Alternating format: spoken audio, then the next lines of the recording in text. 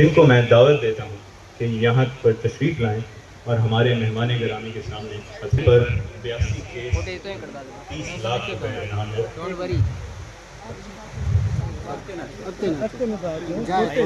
लाडो तेगानी जिस पर सुखियो तेगानी जिस पर 60 लाख रुपए इनाम है। सुनारो तेगानी जिस पर 60 लाख रुपए इनाम है।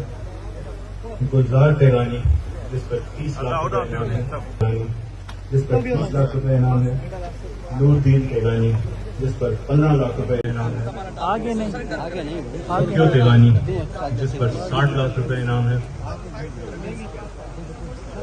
सुनारो तेगानी जिस पर 60 लाख रुपए इनाम है। गुलजार तेगानी जिस पर 30 लाख रुपए इनाम है।